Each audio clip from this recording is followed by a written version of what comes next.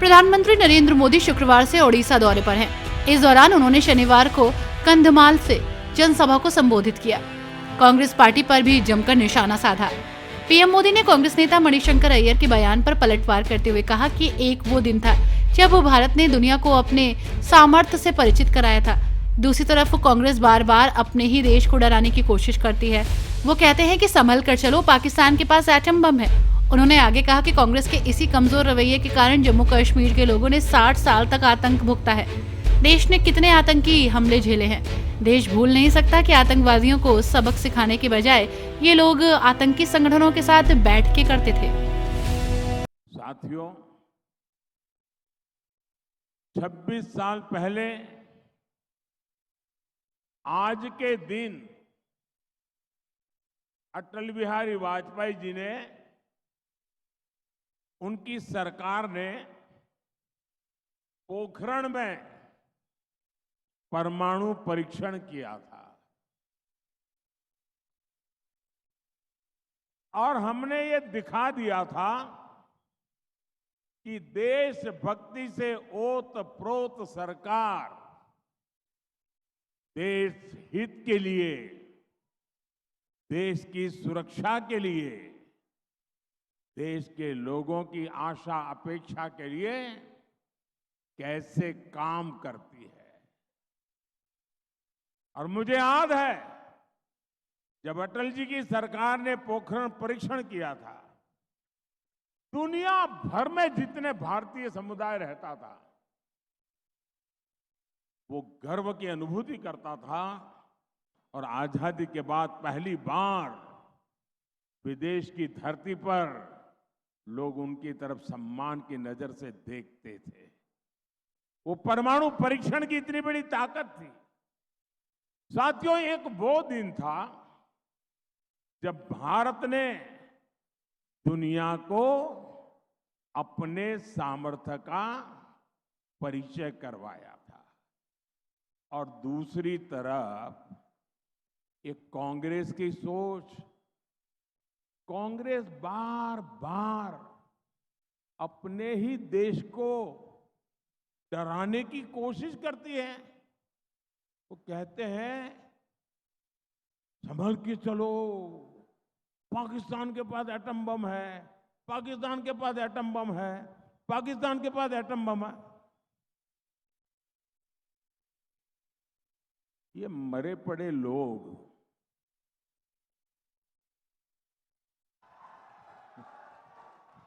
ये देश के मन को भी मार रहे हैं जी। और कांग्रेस का हमेशा ऐसा ही रवैया है। ये जो पाकिस्तान के बम बम बम की बातें करते हैं ना, आज तो पाकिस्तान का हालात ये है कि बम को संभालना कहां, वो भी उसके बस का रोग नहीं है। अब तो वो बम बेचने के लिए निकले हैं, कोई खरीदने वाला मिल जाए। और लोगों को मालूम है क्वालिटी में दम नहीं है, वो माल भी बिकता नहीं है। भाइयों बहनों, कांग्रेस के इसी कमजोर रवैये के कारण जम्मू कश्मीर के लोगों ने 60 साल तक आतंक भुगता है। देश ने कितने ही आतंकी हमले झेले हैं। देश भूल नहीं सकता कि आतंकियों को सबक सिखाने के बजाय ये लोग आतंकी संगठनों के साथ बैठकें करते थे। 26/11 के मुंबई के भयंकर आतंकी हमले के बाद इन लोगों की हिम्मत नहीं पड़ी कि आतंक के सरपरस्तों को पर उन पर कार्रवाई करें। और क्यों? क्योंकि कांग्रेस को, इंडी गठबंधन को लगता था कि अगर हम कार्रवाई करेंगे तो हमारा वोट बैंक नाराज हो जाएगा।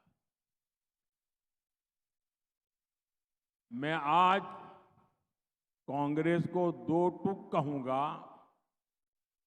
भारत का मुसलमान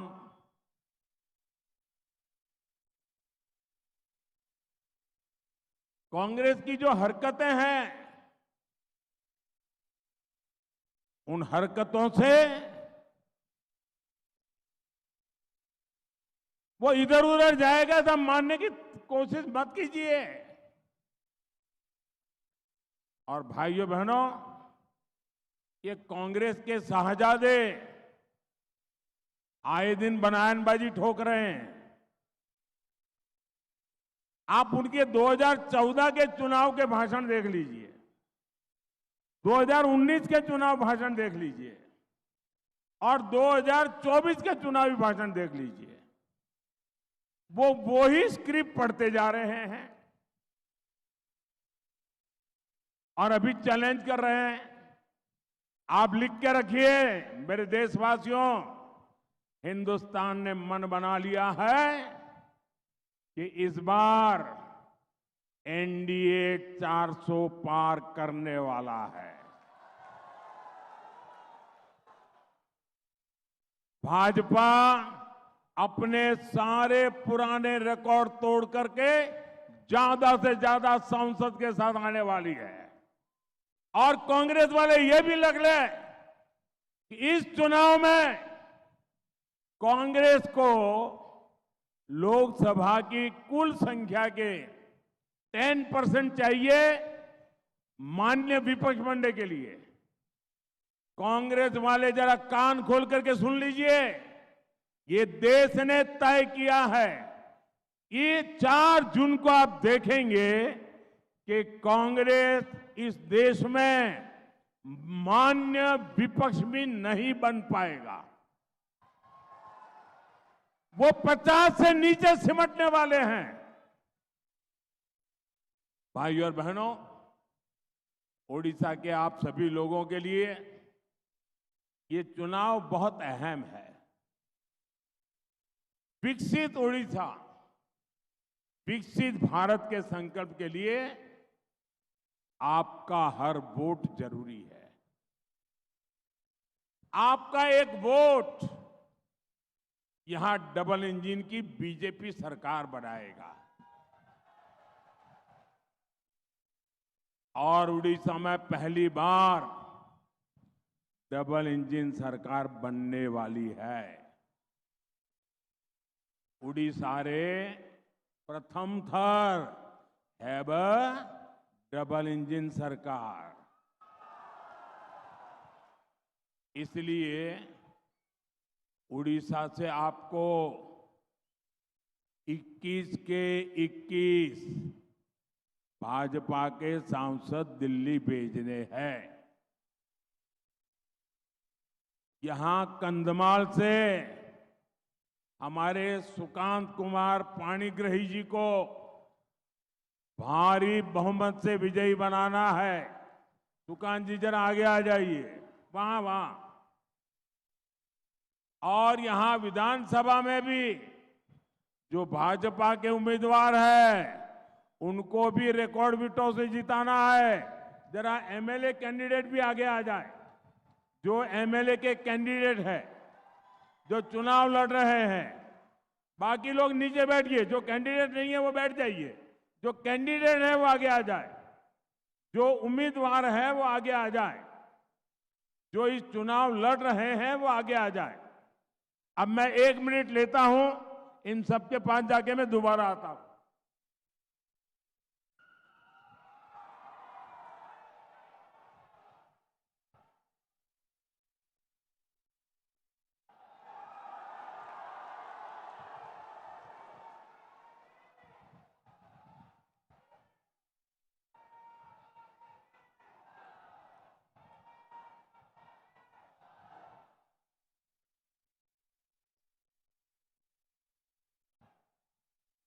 मेरे इन सभी साथियों को कमल के निशान पर बटन दबाकर आप दिल्ली भी भेजिए, भुवनेश्वर भी भेजिए और डबल इंजन की सरकार बनाइए। साथियों, भाजपा विकास भी और विरासत भी, इस मंत्र को लेकर देश को आगे बढ़ा रही है। ये भाजपा ही है जिसकी सरकार में देश का 500 साल का इंतजार पूरा हुआ।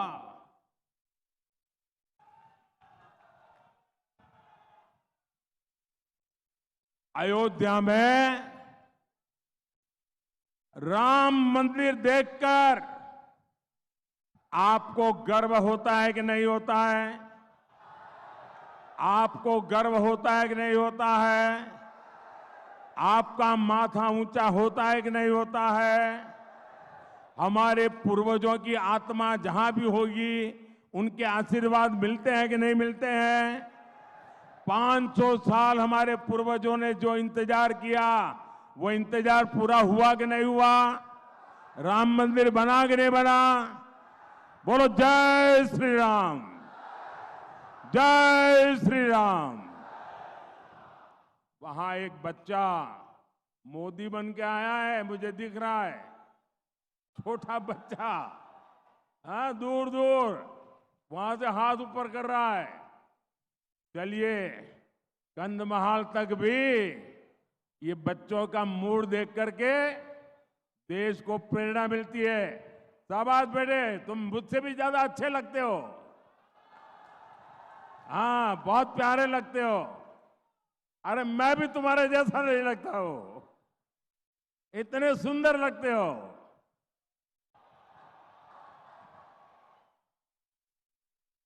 आजा भाई, इनसे तस्वीर ले लीजिए जरा। एसपी जी वाले, ये सज्जन कब से हाथ ऊपर करके खड़े हैं, जरा उनसे तस्वीर ले लीजिए भाई। हाँ, धन्यवाद भैया, बहुत बढ़िया चित्र बना के। उड़ीसा में तो हर घर में कला है जी। हाँ, दे दीजिए, शाबाश।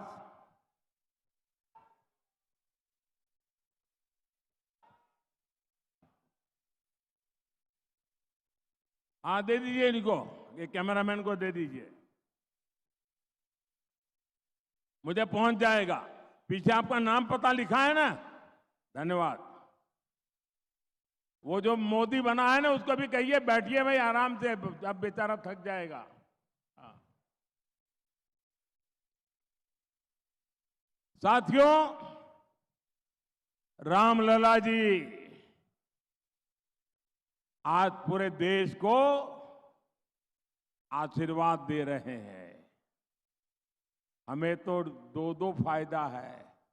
एक तरफ भगवान जगन्नाथ जी के आशीर्वाद और दूसरी तरफ रामलला जी के आशीर्वाद। साथियों, यहां राज्य भाजपा भी ओडिया भाषा, ओडिया संस्कृति के प्रति समर्पित है। ऐसा कोई बेटा या बेटी जो उड़ीसा की मिट्टी से निकला हो, यहां की संस्कृति को समझता है, भाजपा का यहां का मुख्यमंत्री बनाना तय है। आपका अपना मुख्यमंत्री बनेगा। और मैं तो यहां आया हूं आपको 10 जून को भाजपा की सरकार के मुख्यमंत्री के शपथ समारोह का निमंत्रण देने के लिए, आपको भुवनेश्वर निमंत्रण देने के लिए आने के लिए मैं आपके पास आया हूं। साथियों, कल देश ने अक्षय तृतीया का पर्व मनाया है। ओडिशा का अक्षय तृतीया से बहुत विशेष संबंध है। अक्षय तृतीया के दिन से ही पूरी जगन्नाथ रथ यात्रा के लिए रथों का निर्माण प्रारंभ हो जाता है। मैं आप सभी को इसकी बहुत बहुत शुभकामनाएं देता हूं। और इसी से जुड़ा एक बहुत संवेदनशील विषय आप सभी के सामने उठा रहा हूं।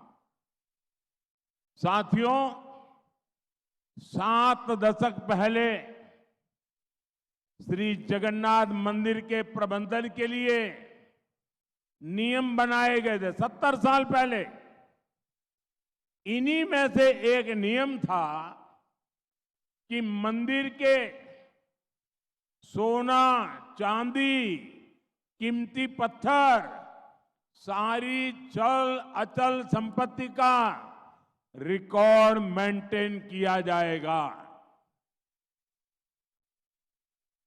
इसके बाद श्री रत्न भंडार में रखे कीमती सामानों की एक सूची तैयार की गई थी। इस रत्न भंडार का आखिरी बार मूल्यांकन करीब 45 साल पहले किया गया था। उस समय आभूषण और रत्न इतने ज्यादा थे कि मूल्यांकन करने वालों ने इस खजाने को अमूल्य बताकर अपने हाथ खड़े कर दिए थे। आप कल्पना कर सकते हैं, भगवान जगन्नाथ, इनके बिना तो हमारा जीवन ही नहीं है। अरे जगन्नाथ है तो जीवन है। अब भगवान जगन्नाथ के यहां कितने आभूषण थे, कितनी संपत्ति थी। आधिकारिक रूप से श्री रत्न भंडार पिछले करीब 40 साल से खुला नहीं है।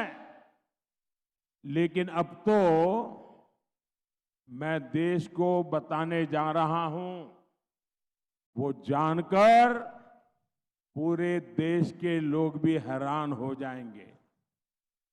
श्री जगन्नाथ मंदिर के श्री रत्न भंडार के गर्भगृह के आंतरिक कक्ष की चाबियां पिछले 6 साल से लापता है।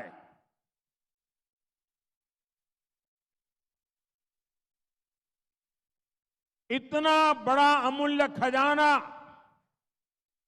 जो भगवान जगन्नाथ के ताबे में है, आप उसको भी संभाल नहीं पाए, चाबी खो गई। आप मुझे बताइए, मेरे उड़ियावासी, आप जरा बताइए, मेरे तो दिल को चोट पहुंची है।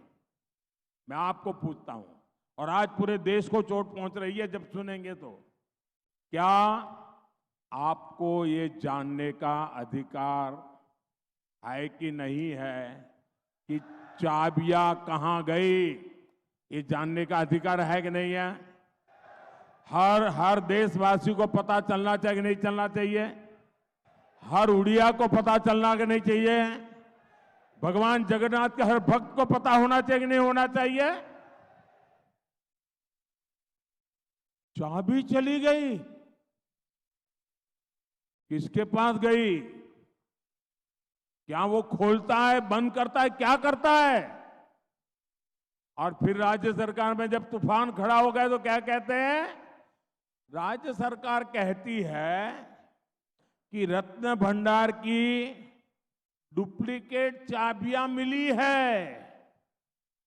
अब सवाल उठता है, ये डुप्लीकेट चाबियां क्यों बनाई गई? क्या डुप्लीकेट चाबियों से ये रत्न भंडार रातों में कोई खोलता था क्या?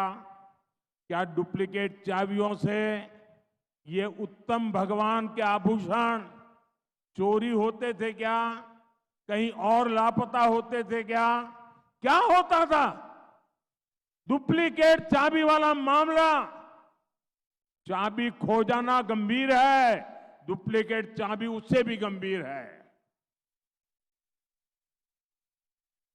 इस मामले की जांच राज्य सरकार ने एक आयोग को सौंपी थी, लेकिन वो रिपोर्ट आज तक उड़ीसा सरकार ने सार्वजनिक नहीं की है। भारतीय जनता पार्टी अब पूरे भक्तिभाव से ये विषय उठा रही है। आखिर क्यों बीजेडी सरकार, नवीन बाबू की सरकार इस विषय से क्यों भाग रही है? आखिर ऐसी क्या मजबूरी है? आखिर राज्य सरकार किसके पाप को बचाने की कोशिश कर रही है? मैं आज उड़ीसा के लोगों को, देश के लोगों को एक वायदा कर रहा हूं। राज्य के अंदर भाजपा सरकार बनने के बाद श्री रत्न भंडार की पारदर्शिता को, प्रतिष्ठा को फिर से स्थापित किया जाएगा। और ये मोदी की गारंटी है।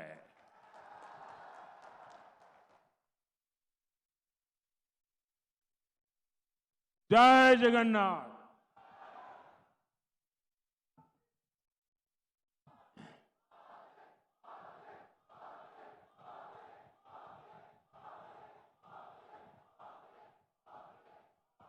साथियों, भाजपा उड़ीसा के कल्याण, उड़ीसा के विकास का लक्ष्य लेकर चल रही है। और मैं गरीबी से निकला हूं। गरीबी विकास की सबसे बड़ी दुश्मन होती है और इसलिए गरीब का बेटा मोदी, गरीब का सेवक मोदी, आपका सेवक मोदी आपके लिए ही तो खुद को खपा रहा है, दिन रात मेहनत कर रहा है। मोदी के प्रयासों से पिछले 10 साल में 25 करोड़ लोग गरीबी से बाहर आए हैं। जब तक मेरे देश में एक भी गरीब है, मोदी चैन से नहीं बैठेगा। मोदी ने आपको पक्के घर की गारंटी दी है।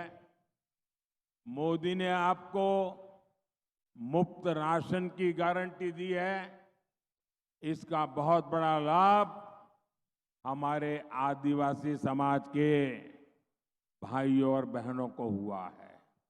साथियों, मोदी ने एक ऐसी योजना बनाई है कि आपका बिजली का बिल 0 हो जाएगा।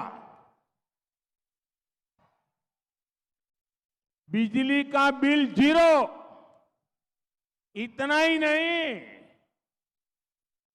आप बिजली बेच करके कमाई करेंगे। आपको लगेगा अरे तो गजब लाए हैं वे मोदी।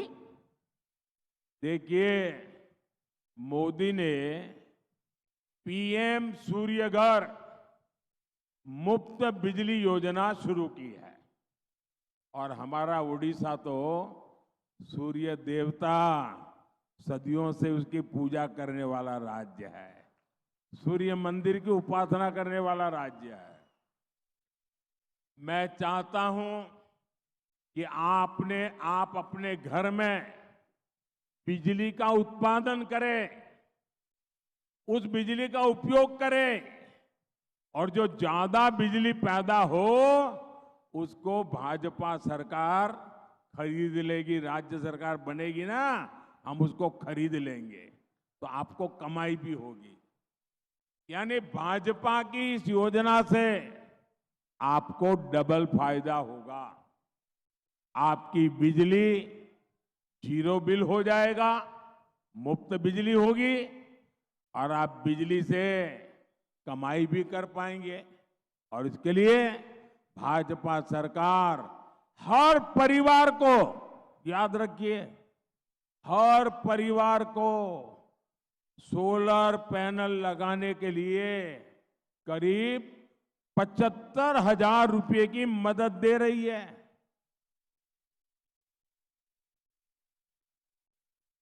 75,000 रुपया, और बिजली मुफ्त, और बिजली से कमाई। बताइए, इससे बड़ी कोई योजना हो सकती है क्या? मोदी आपको 5 लाख रुपए तक का मुफ्त इलाज की सुविधा देना चाहता है। लेकिन उड़ीसा की बीजेडी सरकार आयुष्मान हमारी जो योजना है वो यहां लागू नहीं होने देती है। इसका कितना बड़ा नुकसान है मैं बताता हूं। जरा उड़ीसा के लोग मेरे भावनाओं को समझे। अब मेरे यहां गुजरात में हमारे बहुत से उड़ीसा के भाई बहन काम करते हैं। मुंबई में करते हैं, बेंगलुरु में करते हैं, हैदराबाद में करते हैं, छत्तीसगढ़ में करते हैं।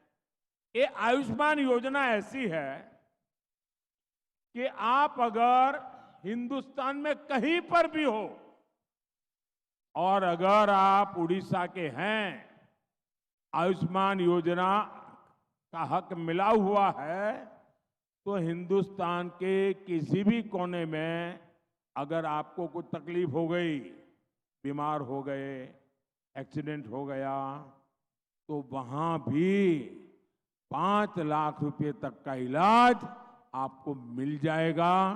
आपके पास पैसे है कि नहीं, साथ में रिश्तेदार है कि नहीं, कोई जरूरत नहीं, सिर्फ जेब में एक आयुष्मान कार्ड होना चाहिए।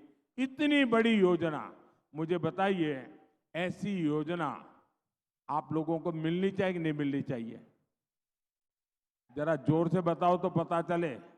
ये योजना क्यों आपको मिलनी चाहिए कि नहीं मिलनी चाहिए? मैं 5 साल से यहां की सरकार को समझा करके थक गया कि योजना आप ले लो, ये उड़ीसा के लोगों का फायदा करेगी। पता नहीं, लेने को तैयार नहीं है। जैसे ही भाजपा सरकार यहां बनाओगे, 5 लाख रुपए के मुफ्त इलाज की योजना चालू हो जाएगी। भाइयों बहनों, आप मुझे बताइए, जिसको आपकी बीमारी की परवाह न हो, ऐसी असंवेदनशील सरकार यहां रहनी चाहिए क्या? उड़ीसा में रहनी चाहिए क्या? साथियों, यहां इस क्षेत्र में पर्यटन की इतनी संभावनाएं हैं। दरिंगबाड़ी को तो उड़ीसा का कश्मीर कहा जाता है। पर्यटन बढ़ता है तो रोजगार बढ़ता है, आपकी आमदनी बढ़ती है। लेकिन उड़ीसा सरकार की उदासी की वजह से यहाँ टूरिज्म भी चौपट है। भाजपा सरकार यहाँ पर्यटन से पैसा, ये काम के लिए आपके लिए विकास करना चाहती है। भाजपा ने एक और घोषणा की है जिसका लाभ यहाँ के युवाओं को होगा। मुद्रा योजना के तहत बिना गारंटी, नौजवान देख लीजिए, आपको चिंता करने की जरूरत नहीं है। ये मोदी आपकी सबसे बड़ी गारंटी है। अरे मोदी से बढ़कर और गारंटी क्या होती है? बिना गारंटी आप मुद्रा योजना से, बैंक से पहले 10 लाख रुपया मिलता था, अब मोदी ने इसको 20 लाख कर दिया है। आप अपना धंधा शुरू कर सकते हैं। यानी उड़ीसा के नौजवानों को यहाँ अपना काम करने के लिए टूरिज्म सेक्टर में स्वरोजगार के लिए 20 लाख रुपए तक की मदद मिलेगी। साथियों, भाजपा सरकार किसानों के हितों की भी सर्वोच्च प्राथमिकता देती है। उड़ीसा भाजपा ने भी किसानों के लिए बड़ी घोषणा की है। 3,100 रुपये 3,100 रुपये प्रति क्विंटल के हिसाब से धान खरीदी और 48 घंटे के भीतर आपके खाते में पैसा जमा। इससे यहाँ के हमारे किसान परिवारों को बहुत मदद मिलेगी। यहाँ कंधमाल की हल्दी भी तो बहुत मशहूर है। केंद्र सरकार ने, मोदी सरकार ने कंधमाल हल्दी को जीआई टैग दिया है। लेकिन साथियों, यहाँ की नवीन बाबू की बीजेडी सरकार ने हल्दी किसानों को भी बेहाल रखा है। यहाँ पर्याप्त भंडारण की सुविधाएं नहीं है। इसलिए उड़ीसा भाजपा ने कंधमाल में मसाला पार्क बनाने की घोषणा की है। आपके कंधमाल में बनेगा। भाजपा सरकार ने राष्ट्रीय हल्दी बोर्ड का भी गठन किया है। साथियों, मोदी उनको पूजता है जिनको किसी ने नहीं पूछा। यहाँ डोकरा और बांस की कलाकारी से जुड़े विश्वकर्मा साथी रहते हैं। इनके लिए मोदी सरकार ने 13,000 करोड़ रुपए की पीएम विश्वकर्मा योजना बनाई है। यहाँ की भुइयां, भुंजिया, पोंडो पोराजा और मनकरडिया जैसी अति पिछड़ी जनजातियों की सूद भी किसी ने नहीं ली थी। पहली बार इनके लिए मोदी ने 24,000 करोड़ रुपए की पीएम जनमन योजना बनाई है। और आप जानते हैं ये योजना किसके कहने पर बनी? हमारी राष्ट्रपति और उड़ीसा की बेटी द्रौपदी मुर्मू के मार्गदर्शन में इस योजना ने आकार लिया है। हमारी राष्ट्रपति पर आज पूरे देश को गर्व है। कंधमाल को तो गर्व होता ही होगा। साथियों, बीजेडी और कांग्रेस ने कंधमाल को पिछड़ा जिला घोषित कर अपनी जिम्मेदारियों से पल्ला झाड़ लिया था। मोदी ने कंधमाल जैसे जिलों को देश के आकांक्षी जिला घोषित किया। मैं दिल्ली से खुद यहां आके, यहां क्या काम चल रहा है, मेरे चैम्बर में एक स्क्रीन है। ऐसे आकांक्षी जिलों का काम होता है, डेली मॉनिटरिंग होता है। इसका परिणाम यह है कि कंधमाल तेजी से विकास कर रहा है। भाजपा सरकार ने यहां कई एकलव्य आवासीय विद्यालय स्वीकृत किए हैं। लेकिन बीजेडी के नेता शिक्षण संस्थानों में कब्जा करके बैठे हैं। बीजेडी के नेता यहां आदिवासियों की जमीनें हड़पने में जुटे हैं। मैं आपको विश्वास दिलाता हूं, यहां भाजपा सरकार आएगी तो ऐसे हर माफिया पर कार्रवाई की जाएगी। भाइयों और बहनों, कांग्रेस पूरे देश में पस्त पड़ चुकी है। इसलिए जो भी बीजेडी के कुशासन को हटाना चाहते हैं वो कमल पर ही बटन दबाएंगे। याद रखिएगा, कमल है तो शांति और विकास है। कमल है तो ज्ञान और विज्ञान है। कमल है तो हर नारी का सम्मान है। कमल है तो संकल्पों की सिद्धि है। कमल है तो सुरक्षा है, समृद्धि है। कमल है तो आत्मनिर्भरता को ताकत है। कमल है तो गौरव से भरी विरासत है। कमल है तो विजय है, विश्वास है। कमल है तो मान है, सम्मान है, स्वाभिमान है। कमल है तो प्रगति पथ पर हिंदुस्तान है।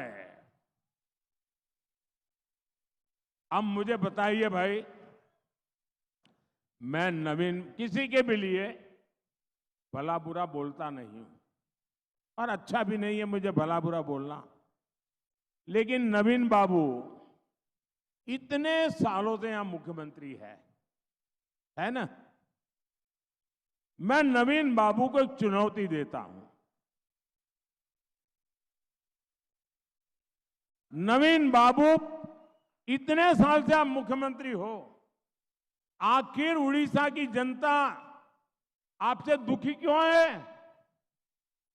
दुखी इसलिए है, जरा नवीन बाबू को कहीं खड़े कर दीजिए और उनको बिना कागज लिए उनको कहिए कि आप उड़ीसा के जिलों के नाम बोलिए और जिलों के कैपिटल के नाम बोलिए। जो मुख्यमंत्री अपने जिलों के नाम कागज के बिना बोल नहीं सकते, जो मुख्यमंत्री अपने जिला के मुख्य मथक का नाम नहीं जानते, वो आपके दुख दर्द जानते होंगे क्या? क्या उनके भरोसे आप अपने बच्चों का भविष्य छोड़ सकते हो क्या? साथियों, और इसलिए मैं कहता हूं, हमें ज्यादा नहीं, 5 साल मुझे मौका दीजिए भाइयों, ज्यादा नहीं। अगर 5 साल में मैं ये आपके उड़ीसा को नंबर 1 न बना दूं ना, तो मुझे कहना है कि मोदी क्या कह के गया।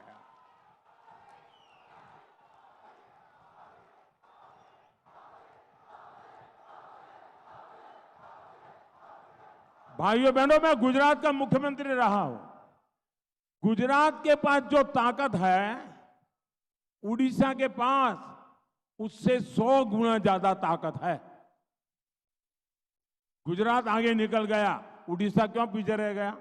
देखिए, यहां पर आपके पास इतने मिनरल्स है, गुजरात के पास नमक के सिवाय कुछ नहीं है। सिवाय नमक गुजरात के पास कुछ नहीं है, फिर भी गुजरात आगे निकल गया। आप तो देश का नंबर 1 राज्य बन सकते हैं भाई।